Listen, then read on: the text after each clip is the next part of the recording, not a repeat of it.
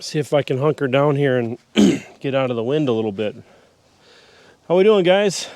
It's I don't know, January 25th, I think, something like that. And I've done some kind of snippets on my grandpa's 1940 Farmall M, which is what you guys are magnetized to right now.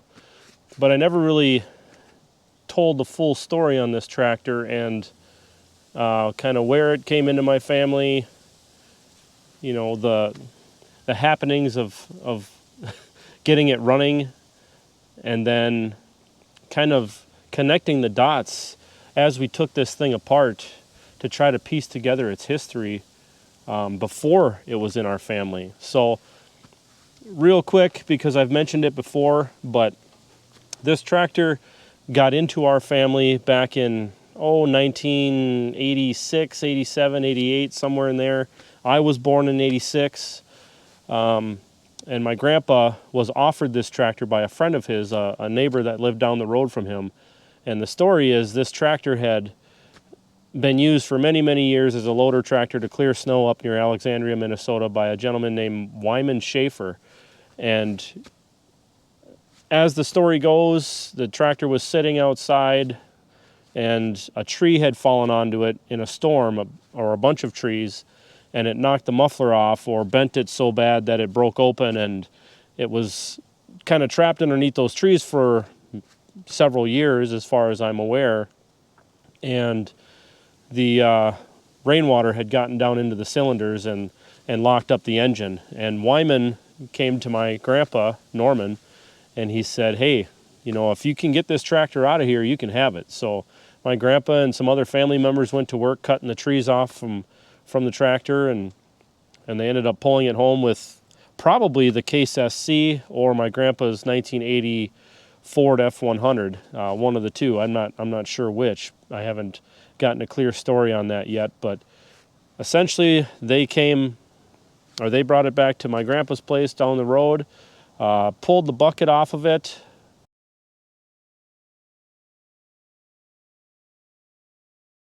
and they pulled the cylinder head off, and I think they took the radiator off because there's a lot of kind of damage to the radiator and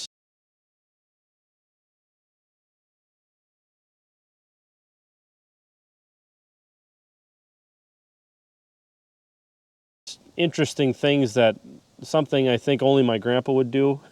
The fan shroud had been repaired and cut and spliced and put back together.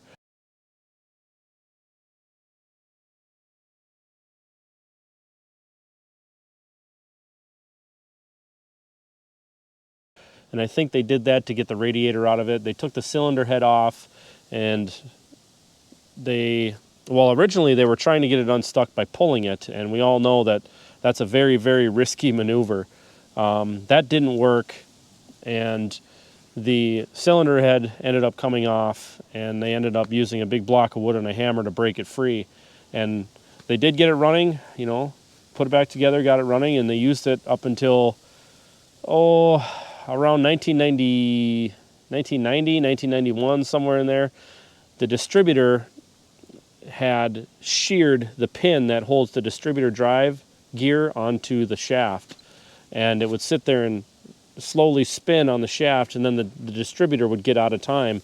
So I've got some video of my uncle and some cousins that were spinning the distributor as the tractor was running, trying to catch up with the gear as it was turning on the shaft. It's a practical way the other way. Yeah, that. See if we can catch up to it. Right. Okay, try it now.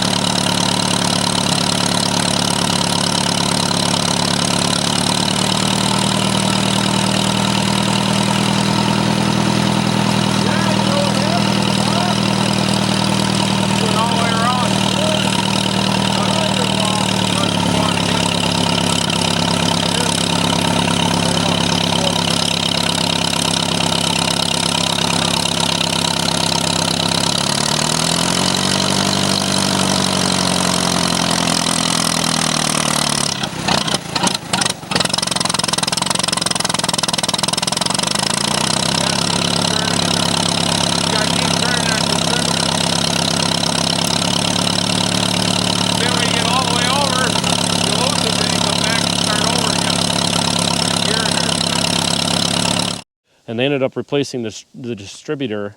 And sorry, it's kind of cold out and my muscles in my face aren't working right. But the ended up replacing the distributor, used it for a couple more years. My grandpa passed away in 1993 on Thanksgiving.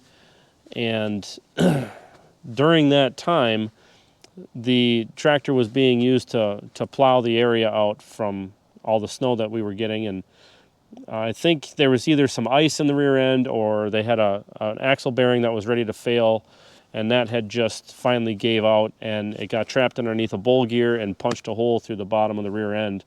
And it sat until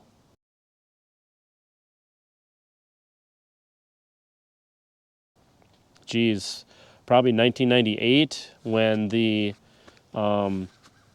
my uncle picked up a new rear end for it, and then they brought it to the repair shop in that area, changed out the rear end, put it all back together, and then my uncle used it for a number of years.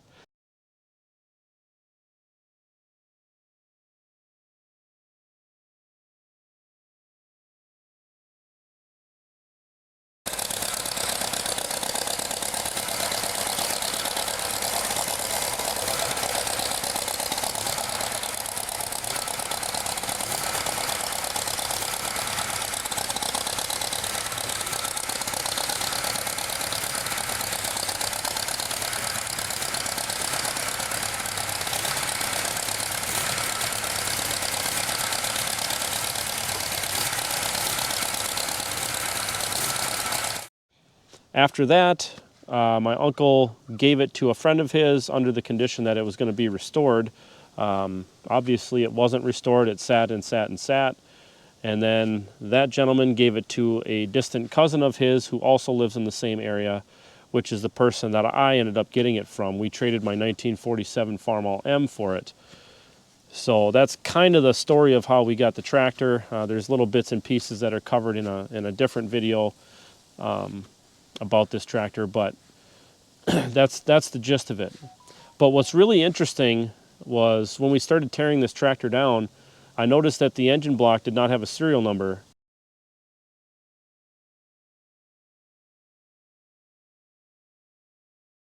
And it also had a block-off plate on the carburetor side of the engine, which is something that you only find in like power units and things like that.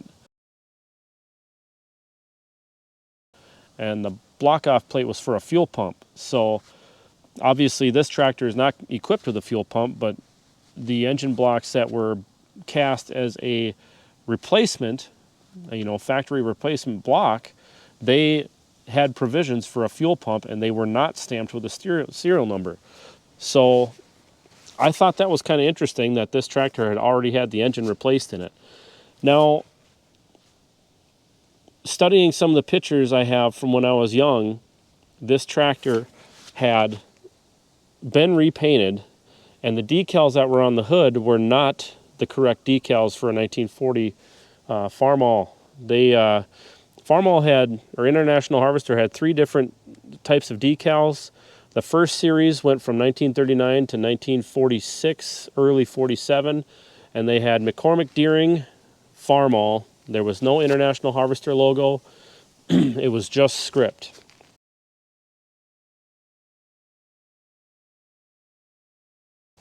In 1947, they added the International Harvester logo, so you had McCormick, Deering, Farmall, and then you had the IH logo next to the Farmall.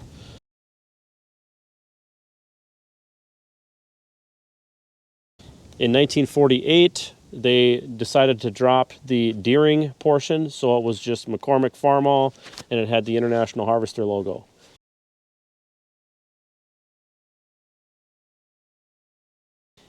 So the decals that were on the hood were the McCormick Farmall decals with the IH logo.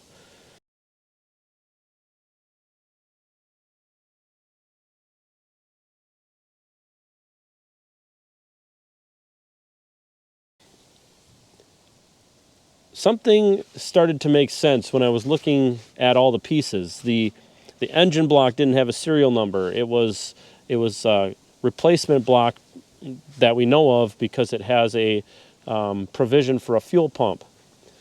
The decals on the hood were not the correct decals for a 1940. They were reminiscent of a 1948 and later Farmall. So I got to thinking that this tractor was probably used really hard from 1940 to 1947-ish, and then either it had a catastrophic failure in the engine, or the engine was just plain wore out, or something happened to the engine where it needed to be replaced. So my guess is International Harvester used to run like dress-up programs for, tractors that needed to be repainted, needed a lot of engine work, whatever. Farmers would bring the tractors to the dealer and they would, repair the engines, rebuild them, and then they would offer a repaint and put the updated decals and everything else on them. So my guess is this tractor was probably re-engined in the winter of 1947 to 48 and repainted by a dealer. That's the only explanation I can come up with, because it has a factory replacement block. It has the 1948 and later decals on it. We know that it was repainted. So it's got to be what happened. It was kind of funny that, I'm just sitting there one night connecting all these dots, and I kind of had one of those aha moments, and here we are. So it also has late model adjustable front wheels on it. Technically, in 1940, this should have had the clamp-on style front rims and hubs like we have on our 1942H. But this has the adjustable front wheels on it that can be mounted in several different positions. So I think that the updated wheels were put on it, the engine was replaced, it was repainted, and possibly the friction throttle was installed. And it also has a pressurized radiator. If we look at the radiator cap, only the tractors that have the lip that goes to the outside, pressurized radiators, that's one way that you can tell the difference. The Farmall H has just a thermosiphon system, and that's just got what looks like a fuel cap, which has the fold over of the bung on the inside. So I don't think this is the original radiator either. I'm wondering if, maybe my grandpa replaced it, or it could have been replaced at the dealership or at some other point in the tractor's history. But being that this is an early 1940 M, it should more than likely have the Dezus or Zeus fasteners here. And it doesn't. It has the threaded fasteners. So the radiator was replaced, the engine was replaced, the rear end was replaced. I've got to replace the clutch housing because there's a crack on both sides on this clutch housing, so that's going to have to be replaced. I don't know if the frame rails are original. So this tractor is pretty much a Johnny Cash special, because I don't know if there's an original piece on this from when it was built, but the serial number tag is original, I think, because my guess is when they replaced the engine, they left, you know, the clutch housing and everything attached to the rear end. And then when my uncle had the rear end replaced, they unbolted the rear end from the clutch housing, and this was all kept on the tractor, but they replaced the rear end. So that, I think, is the only original remaining piece possibly on this tractor. Maybe the belt pulley too, but you know, steering components, seat, what have you. Wheels on the rear maybe. Excuse me. But I think almost everything on this tractor has been replaced at some point in its life. So the fact that we're doing this again and we're doing a full rebuild and restoration on this is really quite amazing. You know, this thing has survived being in the crusher many times, so it's kind of a special tractor. But that's where we're at with the tractor. I just wanted to give you guys kind of the cliff notes of where we got it, and talk about that aha moment as I kind of realized the significance of all the random parts and pieces. But that's going to do it for this video. I did get the sleeve and piston kit in. We still have to order the main and rod bearings, so we're still waiting on that. But that's where we're sitting. You know, things are still slow and cold here in Minnesota, so hope you guys enjoyed, and we'll see you in the next one. I have to get my Tractor Talk live webcam figured out. I don't know what's going on with that. We tried to do a live stream the other night, and eventually we got it working, but I don't know what's going on with it. I'm not a tech savvy guy, so anyhow, you guys take care, and we'll see you later. Stay warm.